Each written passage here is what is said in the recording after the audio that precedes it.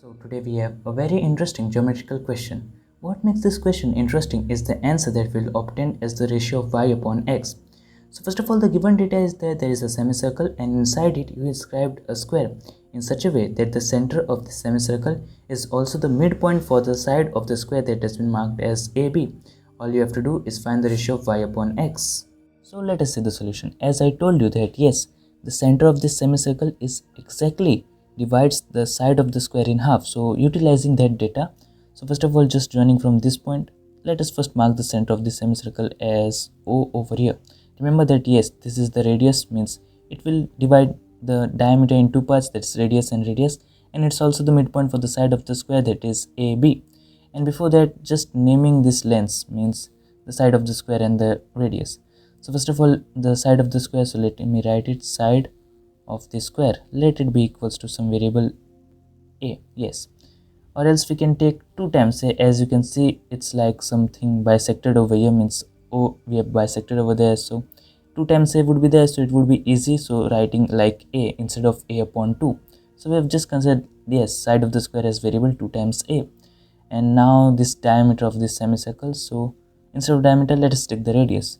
So radius we will keep it with r, yes.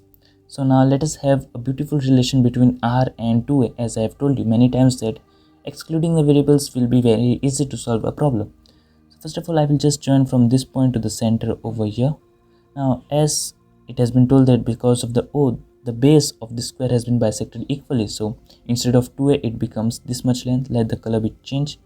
This much length is a over there and this much length a over here, and this complete length is already the side, so it's 2 times a. And let this point be equals to p. Now what can you say about the point O, not the point, the length OP? Observe OP very carefully. It's nothing but it's the radius of the semicircle from center to the boundary. Any length runs in a semicircle, it's the radius, and radius we have considered as r, so writing it over here r, that's the hypotenuse. And yes, 90 degree because of the square. So now you have just guessed that yes, in this particular right angle triangle that is having the hypotenuse is equals to r, base is equals to a, and side is equals to 2 times a. So in this, applying the Pythagoras theorem, so side square, that is 2 times a the whole square, plus the base square, that is a square, and that is equals to hypotenuse square, that is equals to r square. So from here I get that square root of 5 times a is equals to r. So now what we have done is that we have just bring r in terms of a, and that we have got square root of 5 times a. Now moving to the second phase of this question, so just removing this data, remember that yes, r is equals to nothing but square root of 5 times a. Now as it has been told that O is this point over here, so from O, and let this point be equals to Q, and all these points first of all just naming it, so P, O, let it be over Q, this is R, this is S, and this is T, yes. Now look carefully the line segment, that is TO. Let me write it over here. So first of all, TO is nothing but it's TS plus SO. Yes, TO is a full length and that is equals to R, means it's nothing but the radius. TS as it is TS, and SO is nothing but it's half the side length of the square, and half the side length of the square is equals to A. So from here I get that TS is equals to R minus A, and R in terms of A we already have, that is square root of 5 times A. So from here we get that TS is square root of 5 times A minus A, taking A common, so A taken common, so square root of 5 minus 1. This is the value of TS. Yes. Now what we will do is just take the similar triangles in this diagram. So just zooming to the diagram over here. Yes. Now what I can observe over here, this is 90 degree. Observe the triangles, that is QRS, QRP, that's over here, and this bottom triangle, that's nothing but TSR. This and this will just bring them similar. So over here this is 90 degree, and in that triangle that is 90 degree. This angle and this angle equals to each other because of the opposite vertically opposite angles. So just moving out of the zoom. So yes, as we have seen, these triangles were similar because of the angle. So just writing it over here. So I can say that triangle QRP was similar to triangle SRT. So SRT, just because of the property that's angle. In these two triangles, two of the angles were equal, so because of that these two triangles got similar. Now as two triangles are similar, according to that we have just named these triangles. So now let us, because of the correspondence and corresponding part of similar triangles, we can have that yes, the sides of these two triangles are in ratio.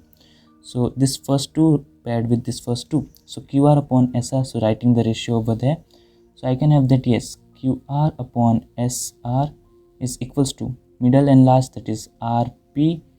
Let it be clear very nicely. Yes, so RP upon RT, and that is equals to QP upon ST. Now this other means the side lengths has been named but as QR, PR, QS, RT. So already we have considered some of these side lengths in terms of A, X and Y. So just putting that over here, which of them fits perfectly. So I can say that yes, RT is equals to X according to the diagram. So I will just put RT as X. RP is nothing but it's Y.